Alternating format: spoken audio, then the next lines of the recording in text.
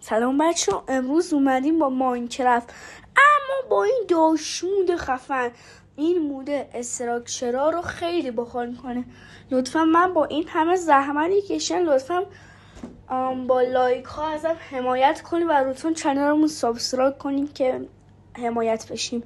خب ما الان اومدیم که این مودمون رو بریم نصب کنیم. خب مود که نصب شده، الان باید بریم درستش کنیم. باره که رفتیم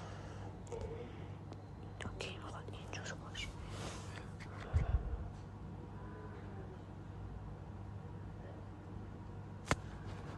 خب بچه ما وارد مپ شدیم. به به، اول کاری همین درخت. بچه این کتابمون دستنی جای خیلی مهم نیست. خب بریم چوب بکنیم برای لوازم چوب. خب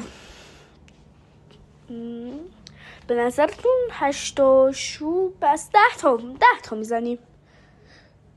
خب 6 دوباره از این بلوک ها میگم بلوک از اینا 7 تا 8 تا و 9 تا، اینم از آخری. خب بچه شمشیر چیه؟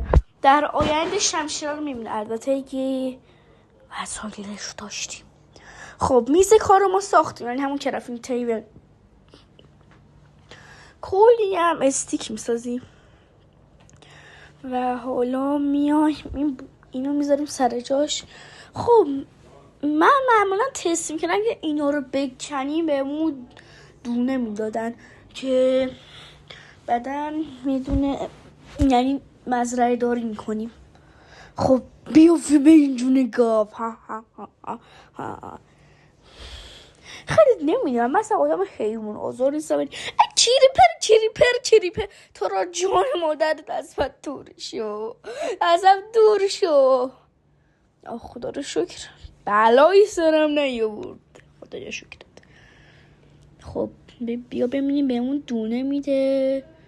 ای بابا دوباره از اینو. ای نه، یه بچه زامبی دارم آتیش میگم. اینا اگه بیان تو آب که میسوزن، که خیس میشن اون وقتی که نمیسوزن. وای بدبخت شد. خب بچه ها، ما باید الان با کلی بدبختی این زامبیا رو بکشیم. راستی بچه ها، هدفمون یه خونه عالیه. راستی میدونست اگه همین الان ویدیو لایک کنی، صبح که پاشی پشت میز ناهار خورید یه دونه PS5 میبینی. برای همین لایک کن که بالاخره PS5 بگیری. حتی من خودم طرفدار PS5 نیستم، ولی